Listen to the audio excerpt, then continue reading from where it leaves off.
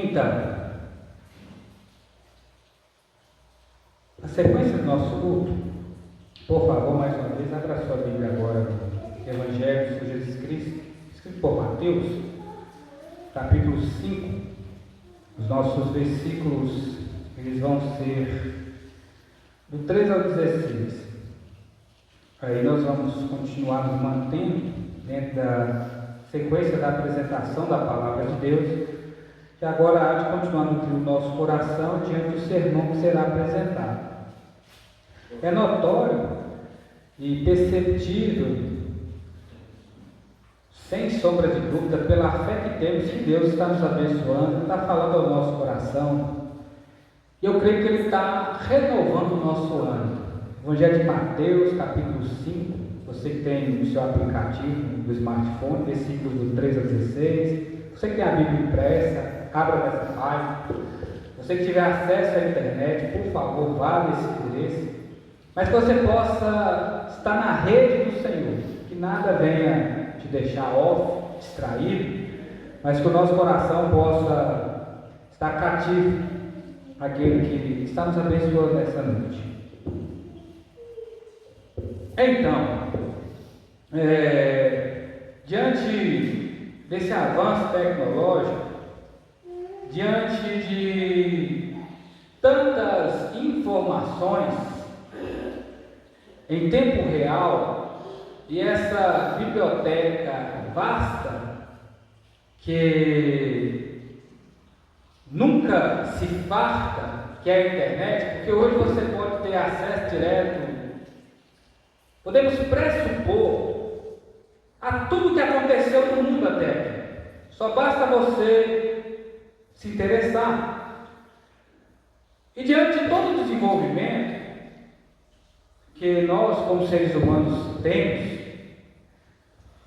dentro de cada momento que a humanidade viveu, sem qualquer tipo de contraponto, qualquer pessoa sabe, a humanidade ela sempre viveu à sombra de influências, de pessoas que se destacaram por liderar outras, ou por motivar grupo de pessoas, trazer uma ideia,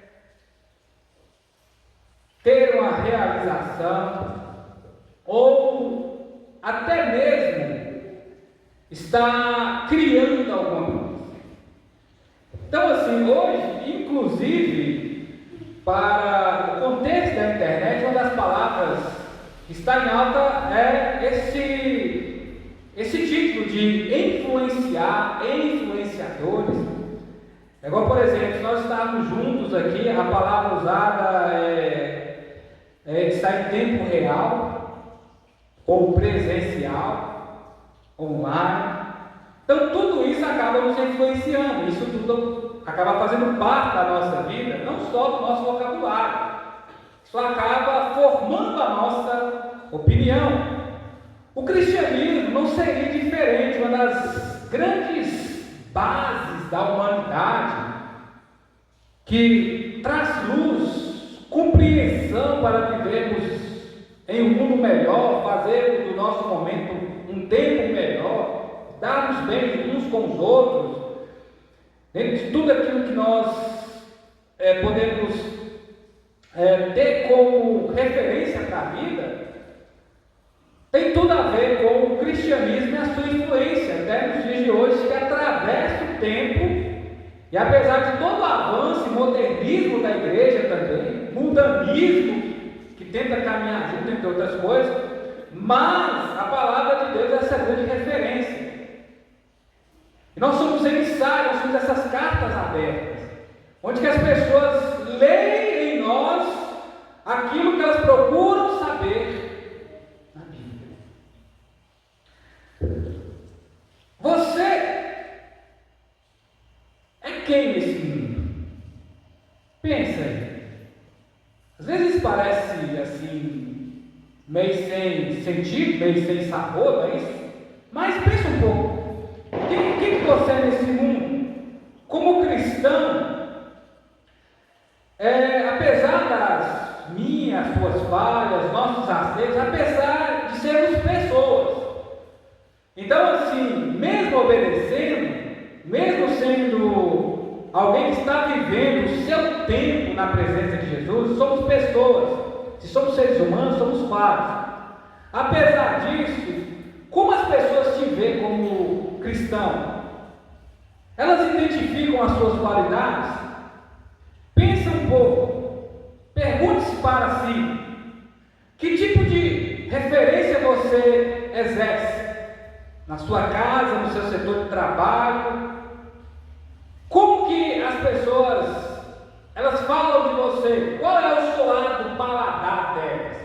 Ao se referir, ao falar, o pastor Luiz, como que as pessoas me veem? Como que as pessoas, elas me têm como referência, como pessoa, como pai de família, como esposo, entre outras coisas? Tudo isso são características que estão impregnadas em nós e que reluz o cristianismo que vivemos. Um exemplo que eu te dou é, às vezes a pessoa fala assim: vamos ali em tal restaurante comer esse prato, pegar essa comida do cardápio. E aqui em Caraí, desde quando nós chegamos, já identificamos isso, que aqui é um lugar que o pessoal gosta de comer em restaurante. Inclusive tem bastante comércio dentro desse sentido de restaurantes abertos, que eu estou falando, só ilustrando. Então quer dizer que a gastronomia aqui dá certo. Porque provavelmente quem está vendendo sabores está prestando serviço de qualidade. Eu não vejo o comércio lá na minha cidade, Engenheiro Navarro e a outra cidade que eu exerci ministério antes de chegar aqui, voltada para esse sentido. A coisa dá certo como aqui dá certo. Podemos perceber que é um restaurante perto do outro. Então, assim, você pode escolher onde você quer ir. Percebe? Há concorrência e mesmo assim, para o louvor da glória de Deus e para a honra dos trabalhadores dessa área, a coisa desenvolve. Mas quer dizer que eu quero falar para você: você vai ali e leva alguém e fala assim: não, essa comida, ela é gostosa. A pessoa experimenta e fala assim: nossa, ela é bem temperada, o sabor dela está no lugar, o sal não está fora de controle. Então, assim, Jesus ele vai dar algumas comparações, falando para os discípulos, literalmente, falando o tipo de pessoas que eles têm que ser no mundo. E na caminhada da igreja, dentro do que, assim, a minha pouca experiência até aqui, mesmo não sendo aquela pessoa assim tão profunda, mas algumas coisas que eu já percebi que dentro daquilo que a palavra fala que você tem que ser exemplo, às vezes de fato você é uma pessoa simples, glorifica a Deus e não procura se apegar muito nisso. E às vezes você sente até certo incômodo quando isso é citado, porque a gente tem medo de estar pecando contra Deus. E às vezes você recebeu um elogio de alguém, se isso não valorizar o seu ego, se você é uma pessoa madura que sabe lidar com isso não vai ferir você, porque é algo normal. É igual um médico. O médico não pode elogiar a si mesmo. Um profissional da área civil, um profissional médico, um político, quem elogia, quem vê as qualidades, quem percebe o trabalho, o tipo de vida que essa pessoa está levando, são os outros. Fulano é um bom pai de família, fulano é uma boa mãe, fulano é uma boa professora, Beltrano de fato é um juiz correto. Você está entendendo? Então, assim, Jesus vai dar características aqui para os discípulos dele e como as pessoas deveriam ver em seu tempo. E da mesma forma, na subsequência, hoje eu e você somos discípulos de Jesus. Nós não somos os apóstolos direto, beleza, ele escolheu 12, um fora do tempo, um traiu. Mas hoje nós somos a igreja. E como as pessoas nos veem? Como que as pessoas nos identificam? Tudo isso em torno do testemunho. E outras pessoas, como eu falei com vocês, elas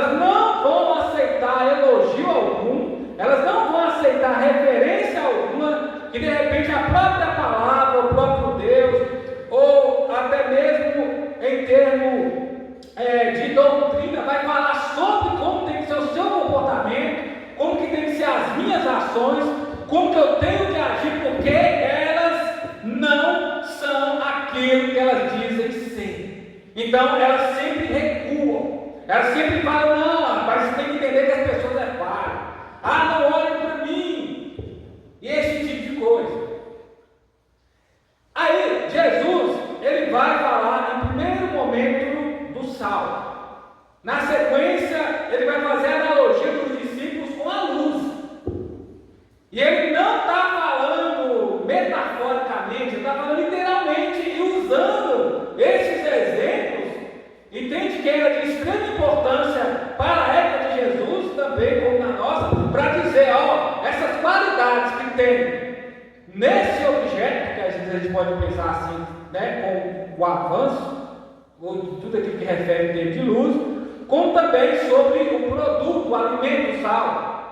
Ele desenvolve as características e fala, as pessoas têm que ver essas qualidades em vocês, para que as pessoas possam me enxergar. E te digo mais, se nós fôssemos dar uma passeada no livro de Apocalipse, e assim, dentro desse mundo de trevas, que precisa ser salvo, que já está condenado, todos aqueles que não creem, onde que Jesus é visto, onde que Jesus é manifesto? Literalmente, onde que ele se apresenta como um castiçal, um candeeiro, aquelas velas acesas, que é um dos símbolos do judaísmo, dentro da igreja. Ele tem que brilhar dentro de você, dentro do sentido da palavra que eu trago hoje. Sim, você tem que ser um crente que brilha. Não é um crente cheio de purpurina, não é um crente cheio de vaidade, não é um crente açucarado, que às vezes porque choveu ele derrete, não. É o crente que é luz, é o crente que é sal. São essas referências na sua vida, na minha vida, que as pessoas têm que ver. Por quê? Quando alguém faz referências sobre mim, sobre nós, como que as pessoas nos veem? Como pessoas que prestam? Como pessoas confiáveis? Quais são as características cristãs que, a grosso modo, qualquer um vê em nós? Isso é literal. Simplesmente como pessoas que se deslocam do lugar, vão ali, ficam algumas horas cantando algumas músicas, fazendo algumas coisas, ouvindo a Bíblia e depois segue a vida como se nada acontecesse? Ou isso nos influencia e influenciamos onde nós estamos? Isso renova o nosso entendimento? Isso nos muda? Ou somos mudados? Eu e você, nesses dias, nós somos o sal da terra. Nós somos o sal da terra. E nós não podemos, irmãos, jamais perder a nossa qualidade. Você, eu, nós somos o sal da terra nesse tempo. E nós não podemos perder o nosso valor, a nossa qualidade. Você já viu algum produto que você utiliza e você fala assim, eu não quero mais, vou descartar isso aqui. Isso não vai fazer parte mais da minha dispensa, porque perdeu a qualidade.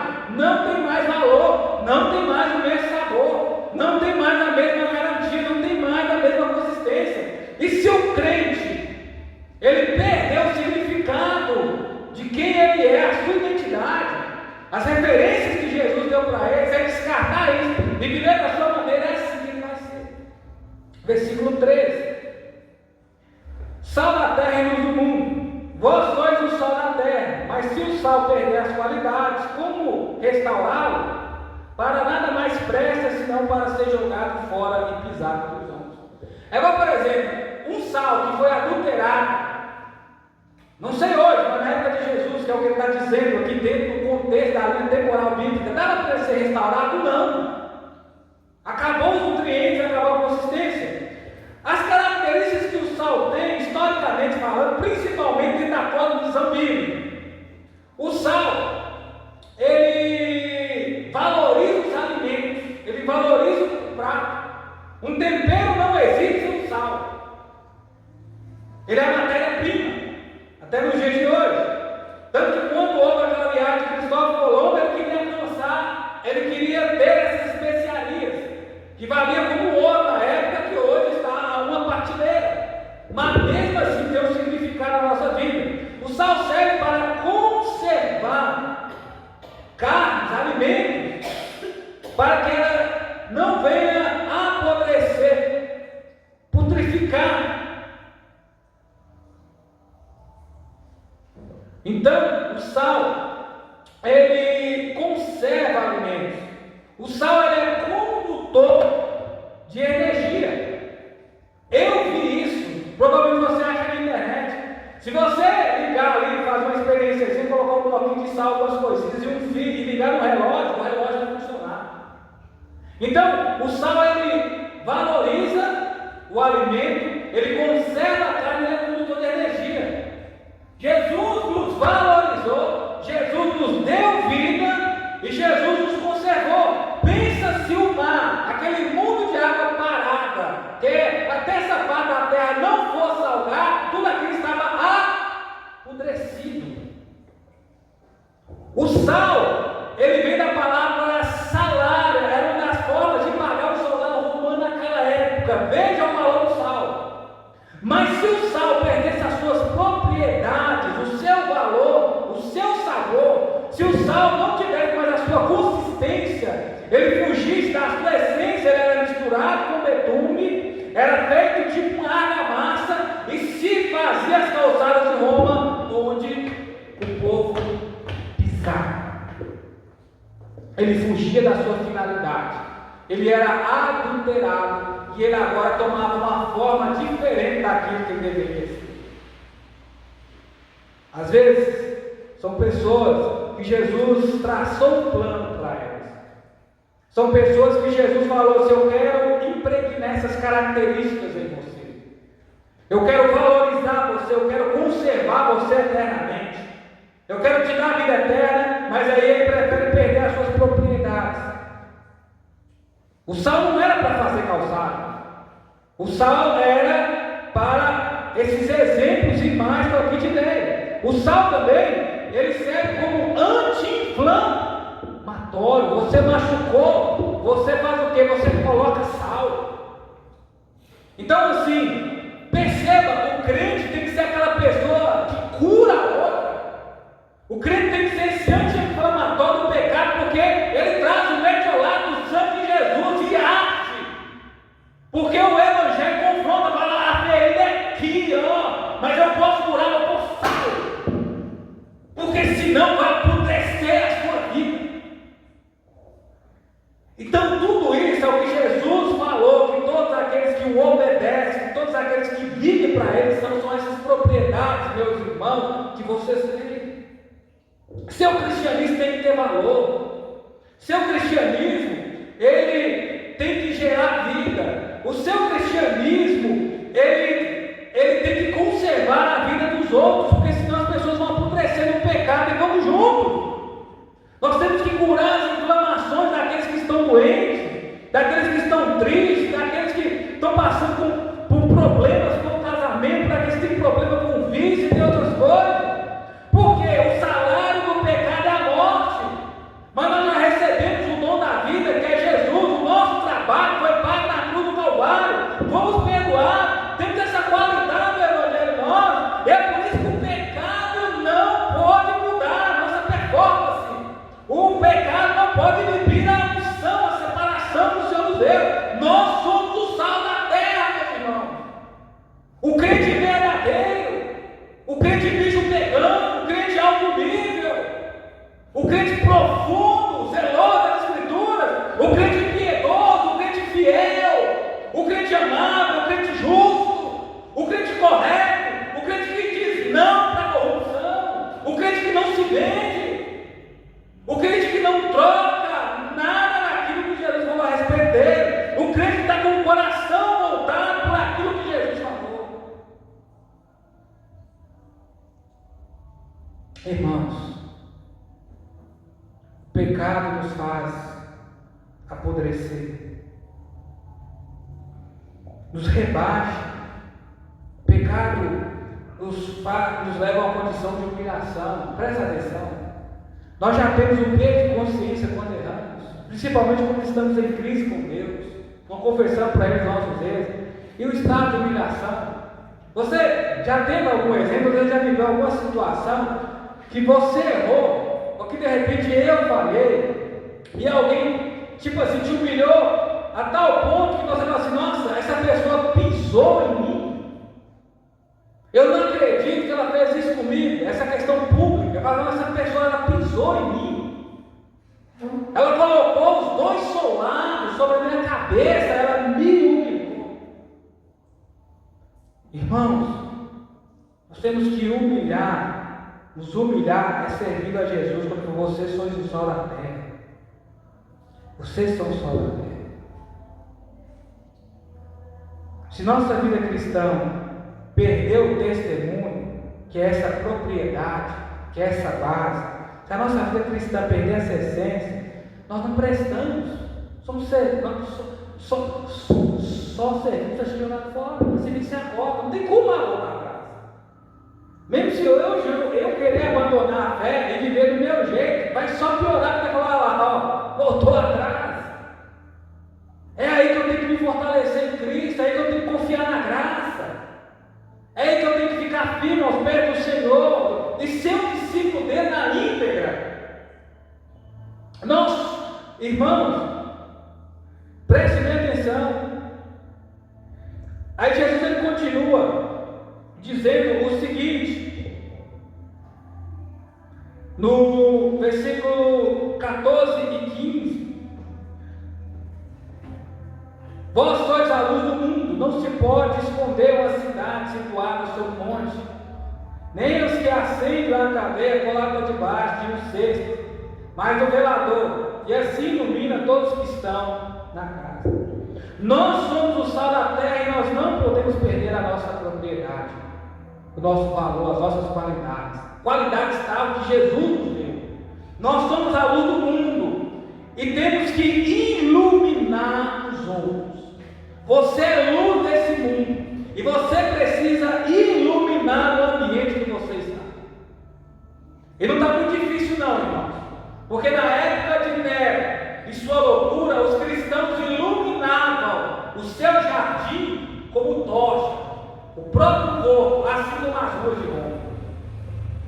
Era assim que os cristãos testemunhavam, era assim que os cristãos eram luz, eles davam a vida no martírio para que outros pudessem viver, para que outros pudessem viver. Eles traziam a luz da vida de Cristo, apagando nesse mundo, mas acendendo o testemunho para a eternidade.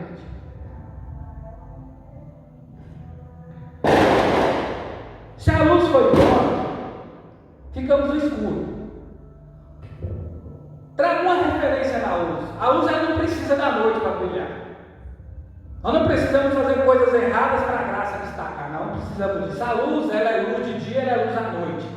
Ah, pastor, mas se as trevas forem intensas, se a opressão espiritual pesar sobre nós, ela vai brilhar mais forte.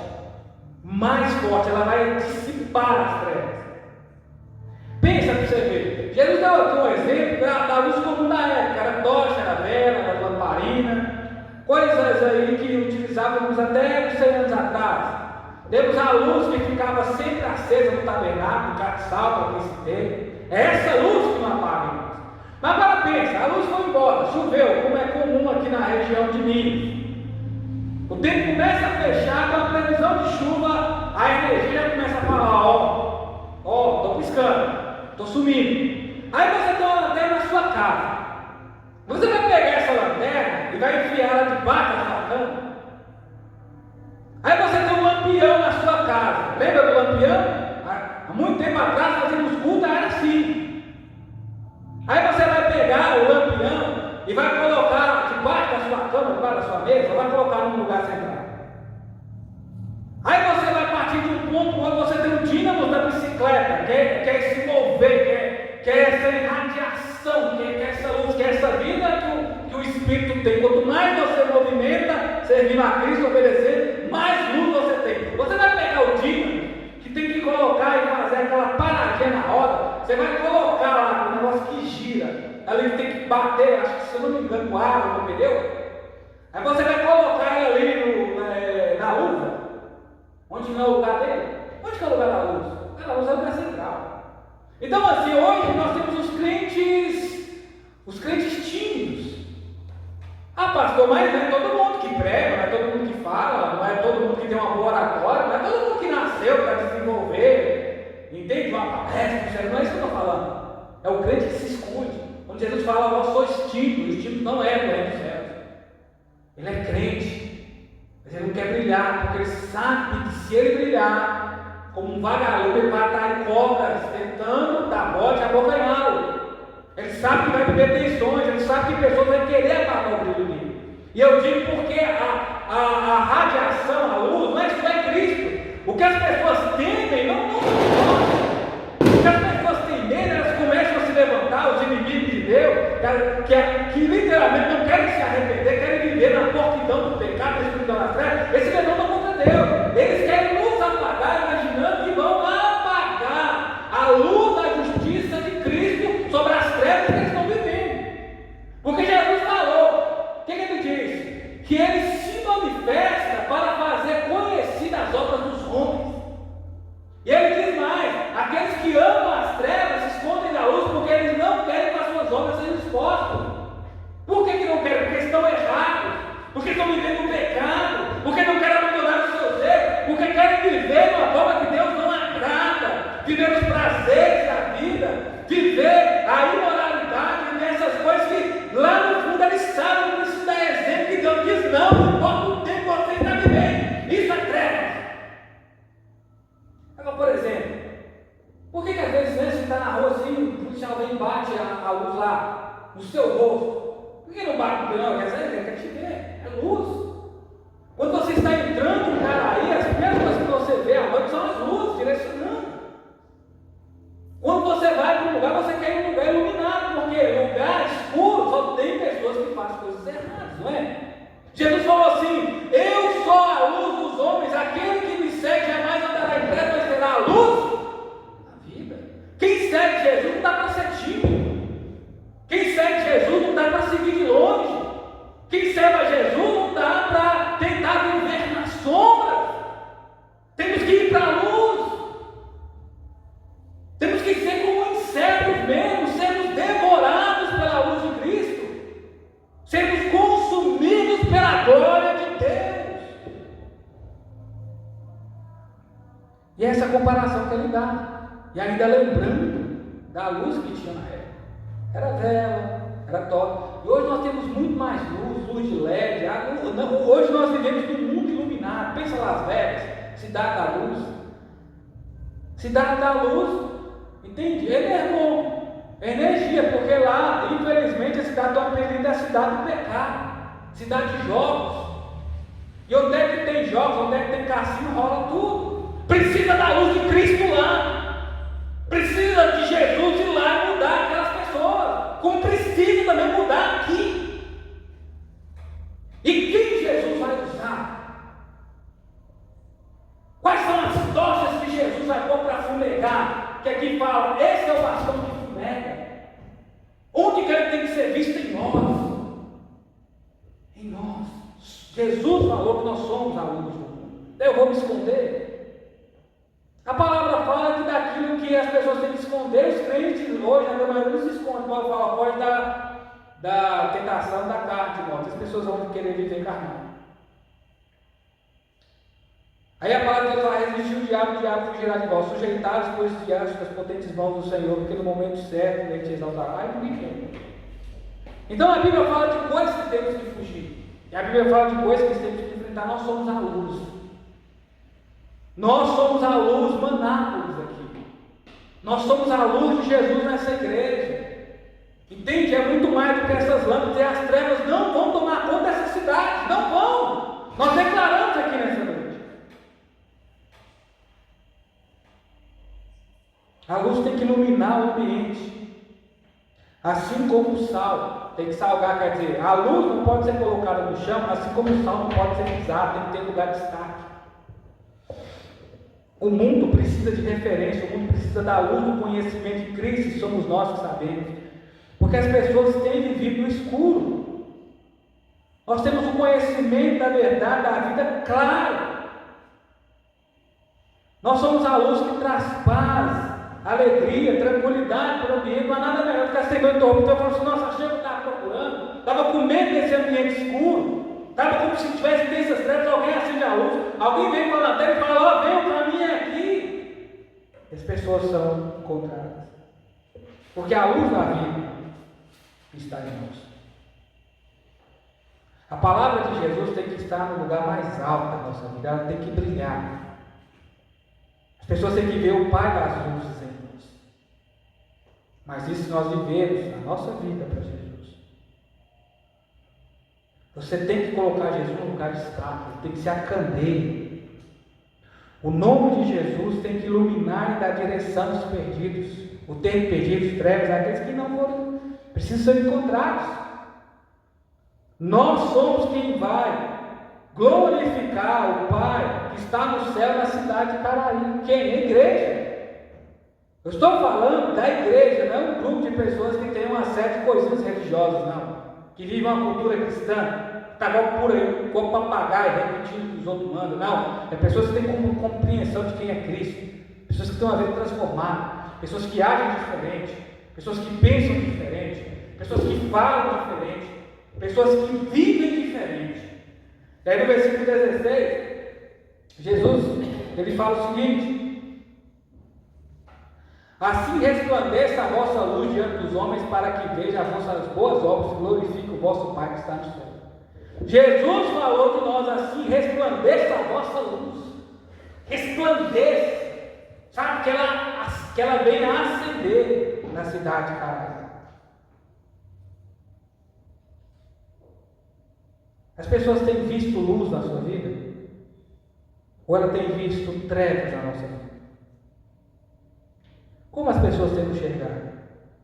Nós temos que ser essa luz que abençoa a vida.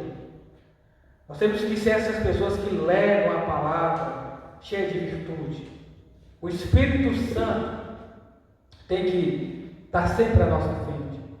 O nosso trabalho, a nossa servidão, o nosso culto, que é racional e santo, que transforma, que influencia, que renova a vida das pessoas, tem que apresentar o Pai glorificado aqui, tem que trazer o reino de Deus para onde nós estamos, tem que trazer a vontade do Pai literalmente para nós, mostrando para as pessoas que Jesus é o Filho de Deus, o nosso único suficiente Salvador e Senhor. Todo aquele que nele crê está salvo, se arrepender dos seus erros e confessá-lo, entregar o seu coração para ele. Isso vai estar bem claro, como a luz que ilumina esse lugar, como o sol que brilha no meio-dia, o sol da justiça, que possa resplandecer a sua luz, crente em Jesus Cristo aqui em Caraí de Minas, transformando vidas, que você venha ser esse agente transformador.